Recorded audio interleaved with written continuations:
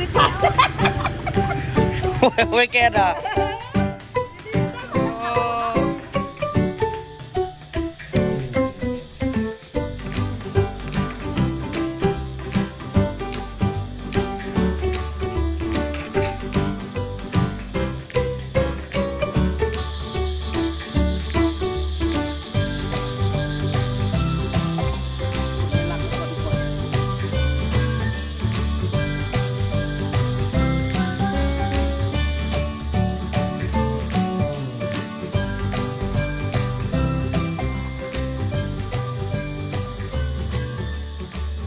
สบายดีตอนเช้าทุกคนมื้อนี้ตัวสีลงมือเฮ็ดเปียกเนาะแต่ว่า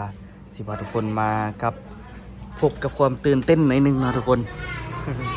มาเบิ่งมึงดูว่ามื้อนี้ไผสิเป็นผู้โชคดีผู้นั้นเนาะผู้ใดเซ็งเงินหลายก็เป็นผู้โชคดี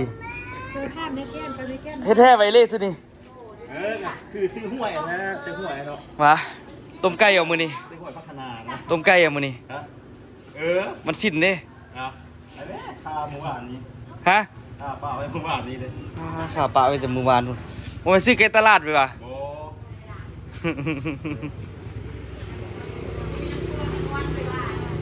เดี๋ยวมานะมื้อนี้เปียหวยนะทุกคนวันที่1บ่ฮู้ว่าสิจังไดกินอยู่ก็มาแม่เข้ามาเมื่อเราก็เปลี่ยนห้วยนะฮะมื้อนี้มาเบิ่งเนาะว่าไผสิได้เงินหวยไปเปลี่ยนห้วยนะปาดทีเดียว เอ้า ไม่จัดก็สิเปียมื้อนี้ มาเลยเปลี่ยนห้วยนะต้องมาเมื่อเราก็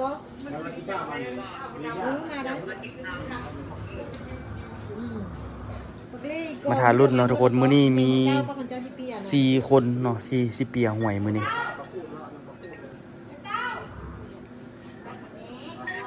อ้าวมาเปิดซะอย่าแก้มาเปิดไหมตัวผู้บริหารซื้อเปิดไหมไหนเอาเด้อกรรมการซิเปิดแบบนี้นะอันนี้เป็นของกูเดี๋ยวเปลี่ยนซื้อเล่255,000อ๋อ อันเดียว215,000มันกีบ215,000กีบเดี๋ยวนั้นโอ้เฮาดี10,000โอ้ยแกด่ามีผู้เปียนะจัน253,000โอ้เขาได้สินะเขาได้ก่อน265ยังเบียร์มันเครื่องรางสินะยังได้อีกอยู่265,000ทีเดียวมันจืดได้เอฟกองสนี่13,000แล้วซาดจอนนี่กับยาเราแล้วซาดบ่ได้ซ้ำลุยเรียกแล้วทุกคนมื้อนี้เนาะที่จริงมื้อนี้เป็นมื้อวันกรรมกรเลยเนาะวันแรงงานว่ะฝั่งไทยเอิ้นตัวสิตัดเล็กใส่ละสิตีแบบไปซื่อๆเนาะมื้อนี้บ่ได้เฮ็ดดอก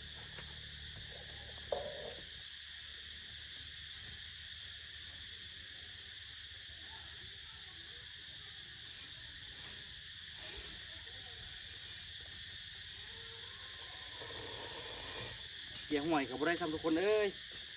กะว่าท่านไม่จันเปียได้ล่ะพอสิได้ไปซื้อดินบล็อกเนาะดินบล็อกมันบ่พอ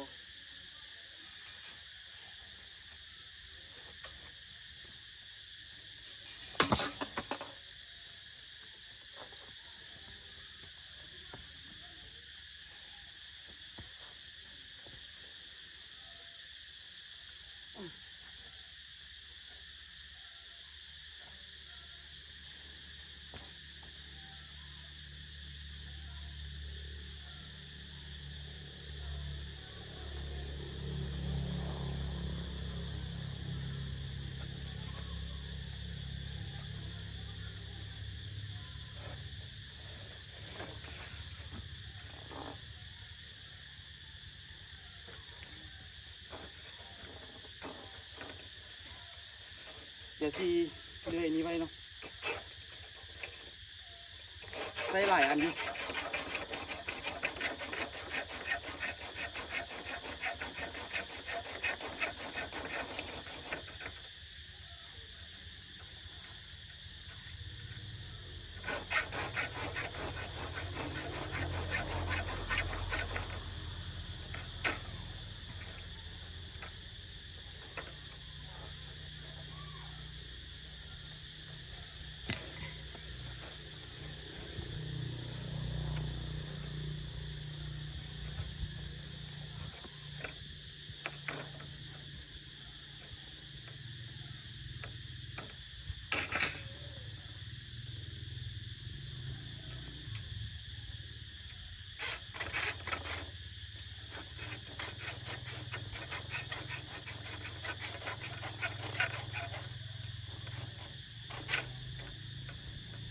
อ้จะเป็นมันยุ่ง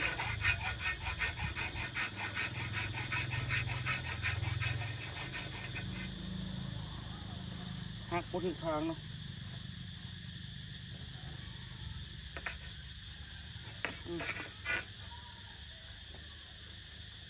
เฮ็ดหลายอันเติบอันนี้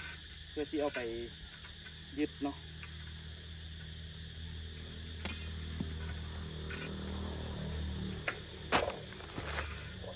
กะว่าสิเสียบเล็กแล้วก็มัดเฮ็ดแบบทิ่มปลาไว้เนาะ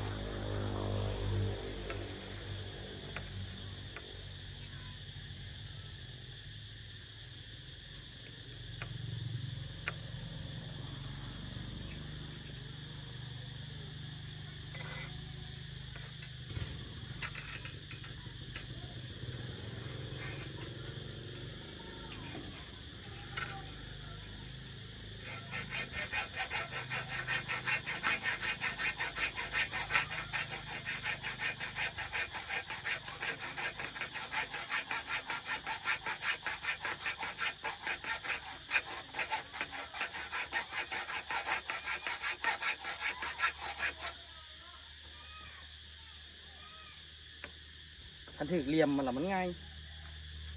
นี่ก็เลย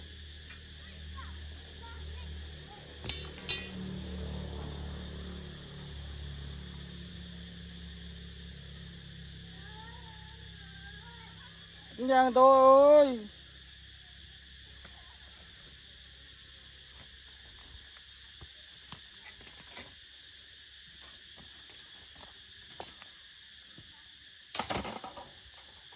โตอย่างโต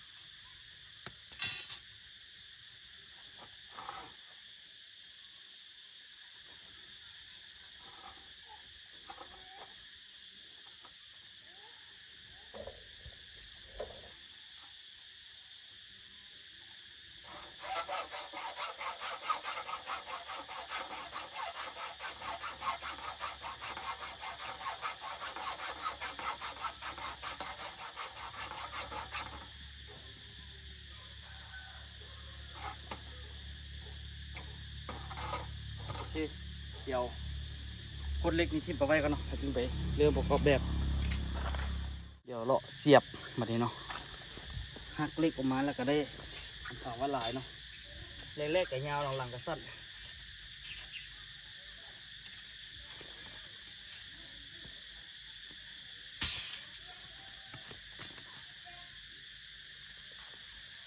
ถ้าน้องเวทตอนนี้ไว้นี่โอ้ยุ่งทุกคนเลย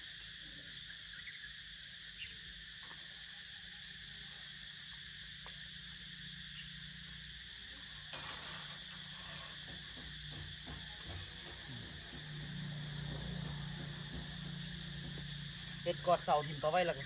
สบายกว่านะเฮ็ด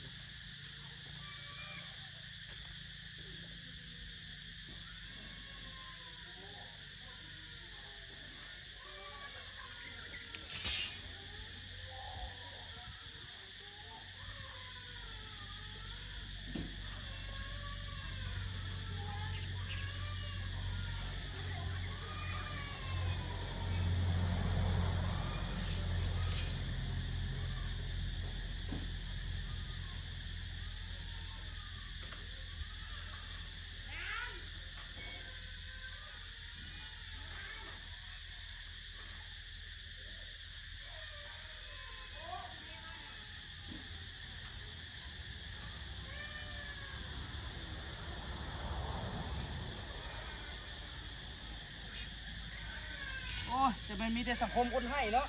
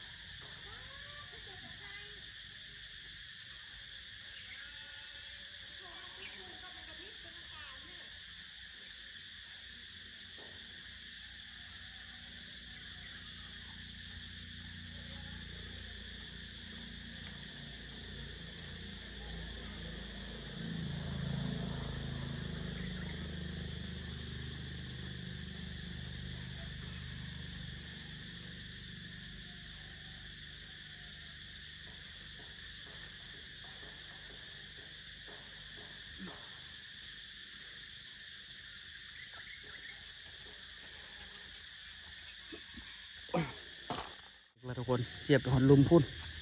คือสิบ่ได้อันน่ะหมูไม่คือสิบ่ฮอดพุ่นดอกแต่ว่าเสียบไปก่อนเนาะมาลองขนไม้ใส่บัดนี้ยากอยู่เด้ขั้นตอนเฮ็ดอันพวกนี้ก็ได้ตัวแท้ตัวขี้ข้านเฮ็ดแบบนี้ขนาดขี้ข้านสุดๆกับมันขนไม้เฮ็ดแบบนี้แหละ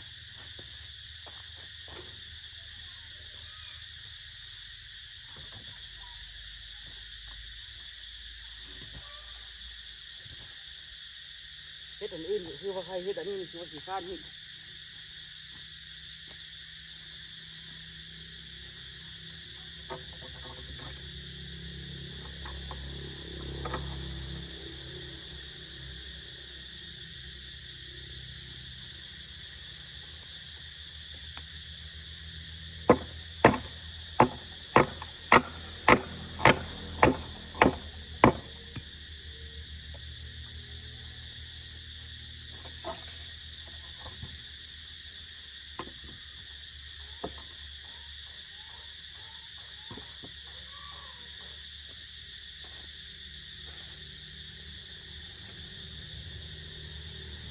เดี๋ยวเราขนไม้แล้วมันบ่พอดีนะทุกคนนี่ยาก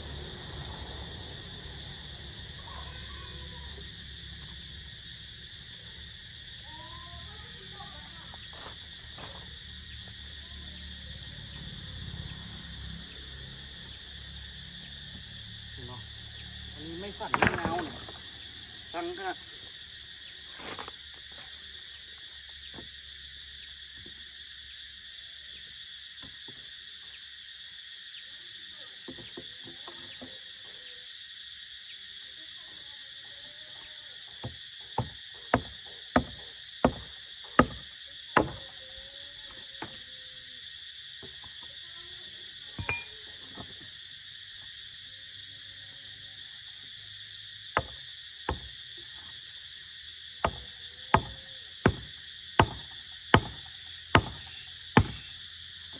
ประเด็นคือตกลักกับพวกเขาอีก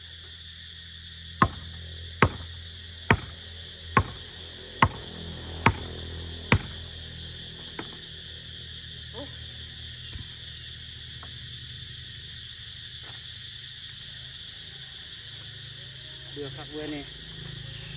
เห็ดแบบนี่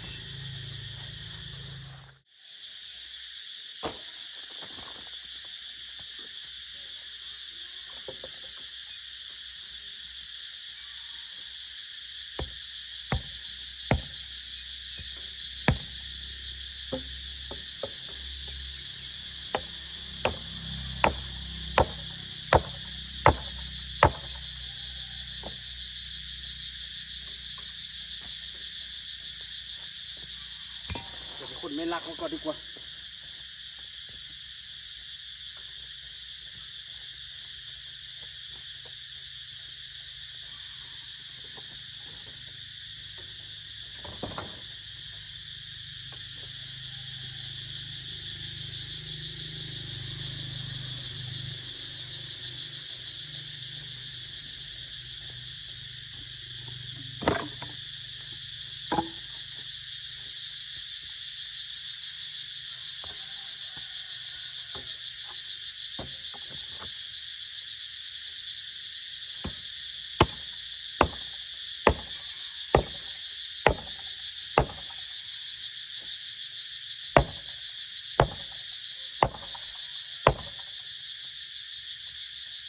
โอ้ยแม่เอ้ยจะเป็นมันต่อพวกเขามันมีแต่หมักหินนะทุกคน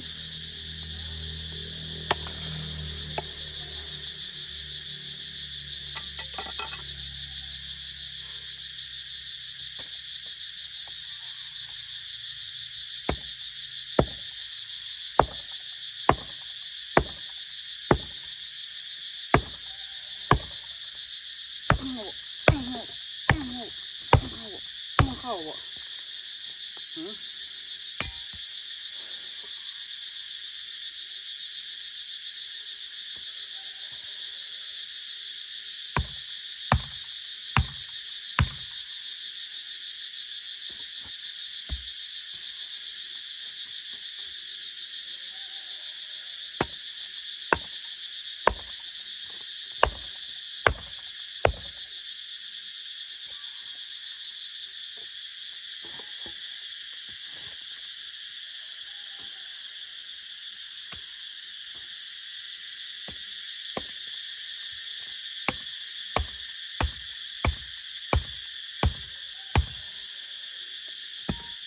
ตอกไม้มาใส่บัดนี้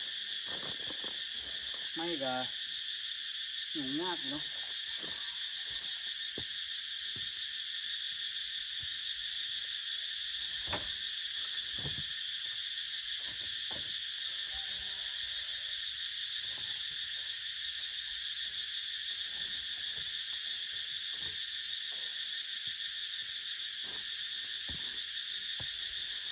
ในแบบก็งามงาม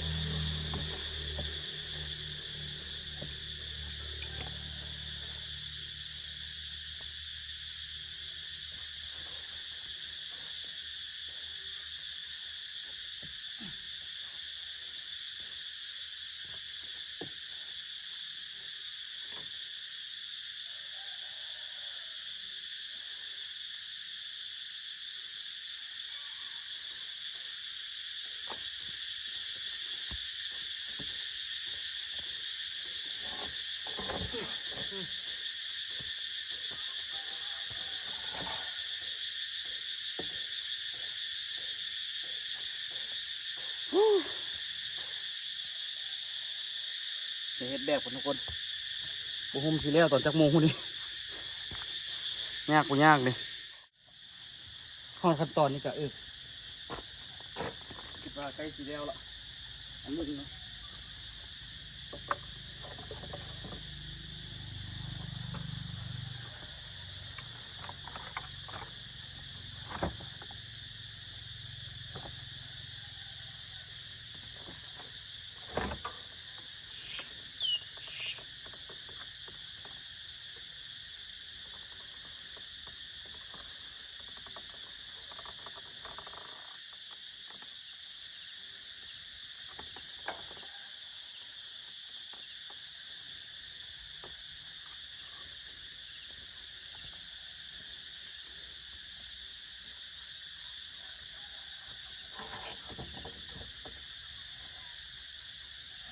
เฮ็ดให้มัดเอาแน่นๆเนาะให้มันอยู่เนาะ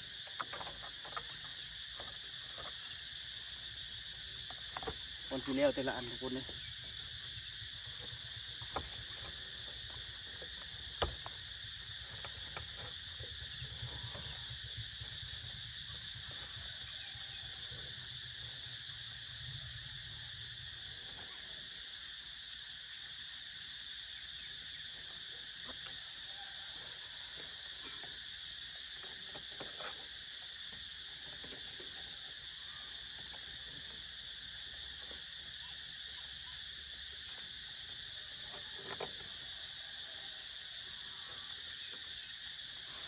สิ่งที่ขี้คร้านที่สุดก็คือการเฮ็ดแบบนี่แหละ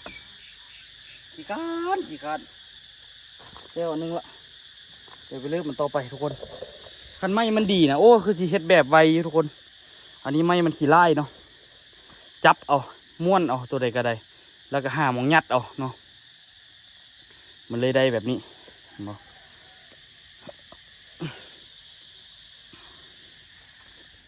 อัดแบบตัวที่สองตัวสีแล้วคือกันอันนี้ก็ได้ใกล้จะได้ยิงกันแล้วเนาะ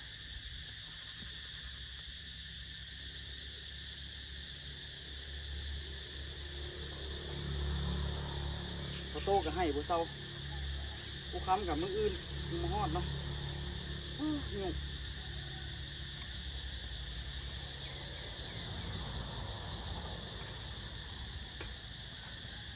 คันลูกนอนกับใครได้เนาะ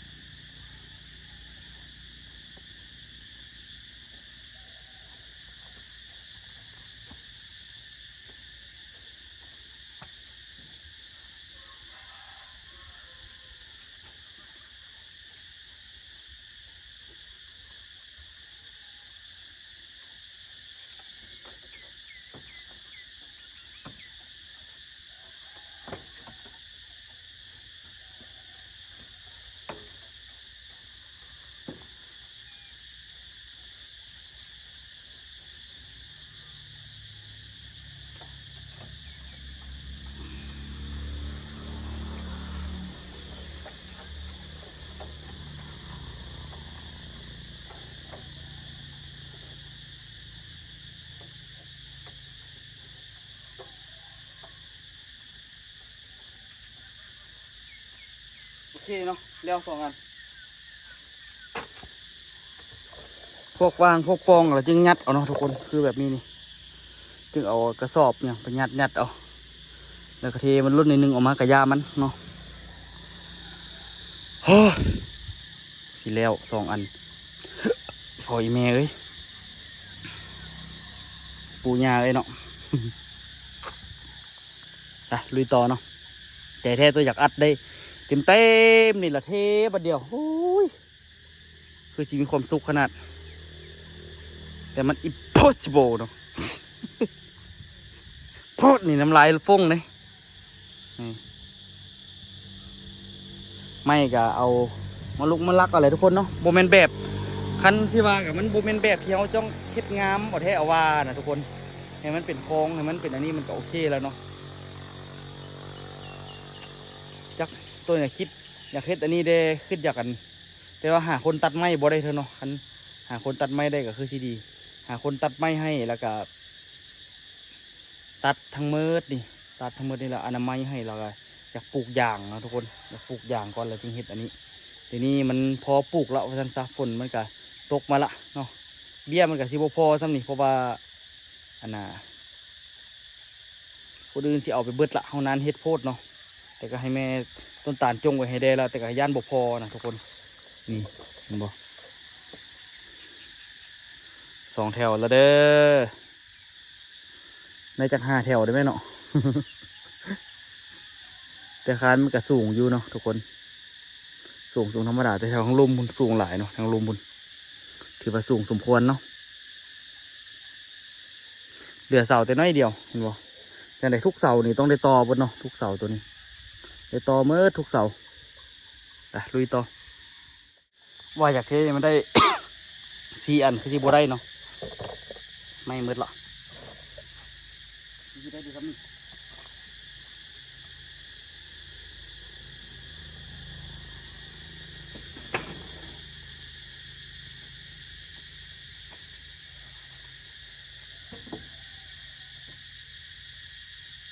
ไม่นี่ก็สั่นกระดัดอยู่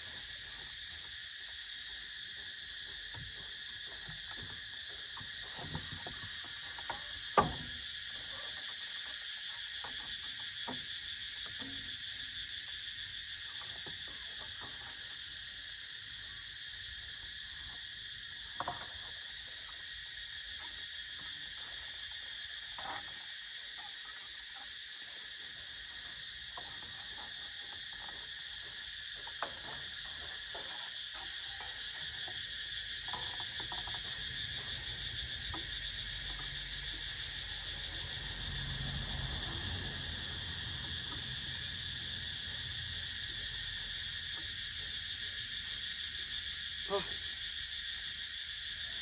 หสิได้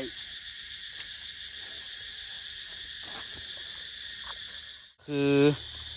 สามารถเฮ็ดได้แบบที่4นะทุกคนแต่ว่าแบบที่4นี่ก็ยังบ่ทันสำเร็จเท่าเนาะกำลังเฮ็ดอยู่ไม้มันมืดเด้อทุกคนอาศัยแบบว่าได้แดบ่ได้แดกับหญ้ามันแหละทุกคนเนาะผสมปนเปกันไปนี่แต่ว่ามื้ออื่นนี่เท4 แบบนี่โอ้อยากว่าแล้วไวเด้1 2 3 4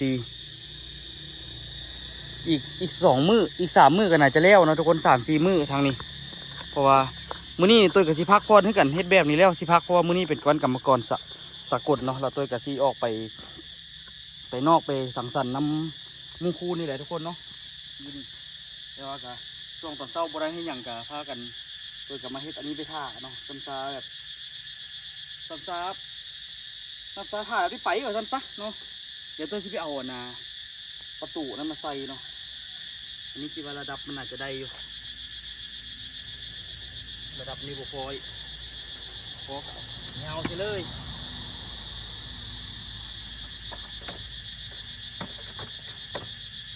มีไฟซีน้องตัวนี้เดี๋ยวไปเอาวางอันนี้ไปเอาประตูมาใส่คือเก่า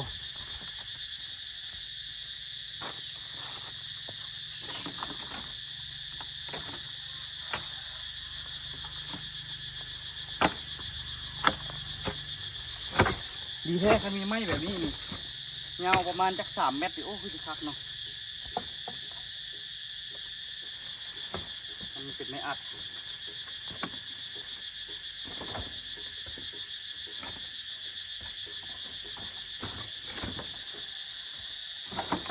โอ้ย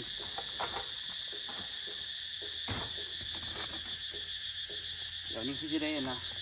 เอาไม้อัดข้างในเนาะ